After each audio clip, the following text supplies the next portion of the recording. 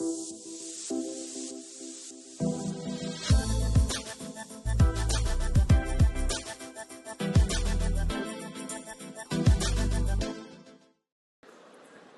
everyone to the EHRA studio by ESCTV. Today we would like to share with you some updates of the Profit project. Profit is one of the most important scientific projects in the field of sudden cardiac death prevention. It is an Horizon 2020 funded EU project led by Charité under the coordinatorship of Professor Hindricks and Nicolaus de Grez. And the objective is to evaluate risk prediction and the role of the defibrillators in the prevention of sudden cardiac death in ischemic heart disease. The project was kicked off in 2020, and today we have the pleasure of having Professor Hindricks with us to give us the updates. Welcome. Thank you, Elena. It's a privilege and pleasure to be with you here. Thank you very much. So I'd like to ask you, what is the Profit EHRA trial and what will it be its impact? How does it aim to improve sudden cardiac death prevention? Let me start with some of the central figures around the threats of sudden cardiac death. Sudden cardiac death continues to be the main killer around the world, not only if you compare it for the cardiovascular death, but for total mortality. So it's an unsolved problem. 100,000 of lives are taken every year by sudden cardiac death. And if you look back to the last 30 years in clinical trials and science, there is a lack of up-to-date data to learn and understand and also to test how we can approach sudden cardiac death more appropriately, predict precisely, and prevent this devastating event for many, many citizens and patients. So, in a recent publication in the European Heart Journal, the Profit investigators show how difficult it is to predict the risk of sudden cardiac death in patients who had a heart attack. Why is this prediction so difficult to do? Sudden cardiac death is very difficult to predict because the event is introduced and promoted by a highly variable set of single factors that come together, and these risk factors, they dynamically interact with each others. So we have analyzed in step one of the Profit program the data from the biggest data set on sudden cardiac death that had ever been put together on the planet.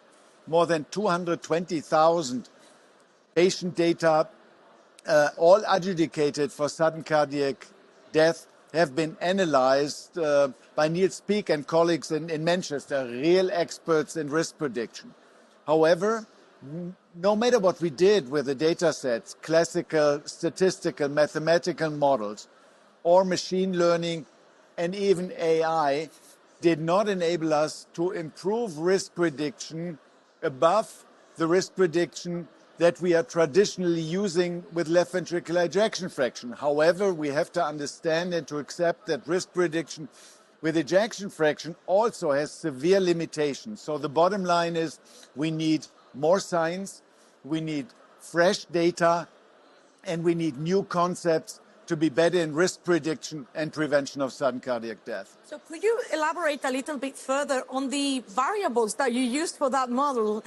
What do you consider for risk prediction, and it did not work? We put together, as I said before, the biggest data set on the planet. So for all patients, we had the central demographic data, we had ejection fraction, we had the event of sudden cardiac death, yes or no.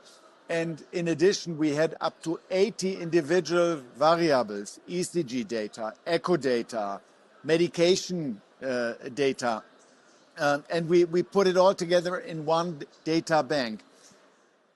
However, at the end, the risk prediction by ejection fraction alone was 0.5 to 0.53, and it was bad for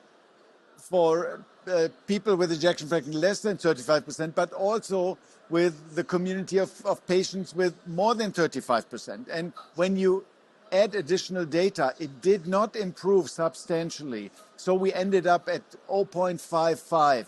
0.5 is like flipping a coin. So it's not really worth a lot, and we have to improve. So there's a lot of talk around the usefulness or not of the fibrosis and the scar in the CMR. Yeah. So what's your input on that? I agree. There are promising data on the use of CMR, gray zone, core scar for the prediction of sudden cardiac death. And there are individual data sets that indicate that it substantially may add on risk prediction. We had MRI data on 2,200 patients from 6 different data sets. And these data were re-evaluated and homogenized to make them comparable. We did that, and well, unfortunately, there was in the pooled data set not a substantial increase for risk prediction of sudden cardiac death. It was something around 0.56, 0.57. So it did not fulfill our expectation that with CMR data, you can substantially increase the risk prediction for sudden cardiac death. So the next steps in the project include a clinical trial. Can you explain a little bit about the clinical trial? How many patients will the trial recruit? How many countries? What's the role of EHRA in the trial? Yeah, it's. I would like to quote John Mandrola. John said, "This is the most bold trial in cardiovascular medicine of the last decades." And John is a smart man, and yes, that's probably true. So, with the Prof EHRA trial, we aim on the randomization of 3,600 patients following myocardial infarction with an ejection fraction of less than 35% on top of medical therapy, optimal medical therapy for heart failure, and we would like to randomize them for an additional ICD therapy versus no ICD therapy. Yeah. We will roll out the Prof EHRA trial in up to 20 geographies in Europe, including Israel, and we are aiming on 180 centers that we invite to collaborate, to contribute, and to randomize patients. This is a trial, Elena, that is sponsored by public money from the European Commission. So we have a huge responsibility to make this trial successful, to improve the quality of care for patients at risk for sudden cardiac death and reduce the burden of sudden cardiac death. So I would, from the depths of my heart, it's the most important project of my life, invite the whole community. Please support us with Prof EHRA. It is so important. I completely agree. I would like to, and this is not science, but I would like, because you're an expert in the field, do you have any prediction, or what are your dreams of the outcomes of these trials? I have my dreams, but not in science. Not science. Not science. In science, we don't have dreams. We execute, we measure, we accept the results, and then we translate it into better health care. If you look to the development of sudden cardiac death over the last 20 to 30 years, you see that there is a decline.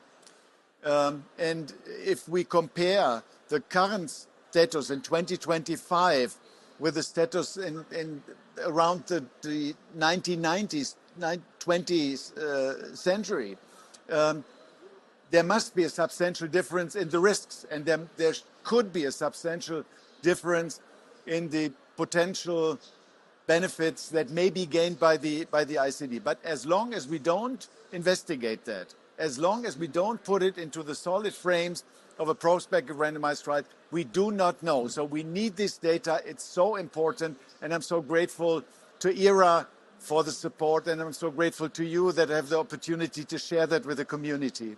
So thank you very much. Thank you very much. We were very happy today to have Professor Hindricks updating us on the Prof trial, the Prof project, and the trial As John Mandrola, I'm going to take your words, said, it's very bold, but I agree that it's very much needed nowadays.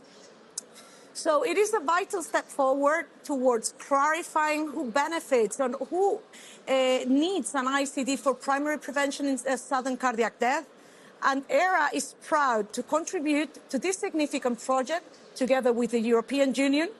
And we hope that the results of this trial will clarify and will influence future clinical guidelines in this patient population worldwide. Thank you. Thank you so much.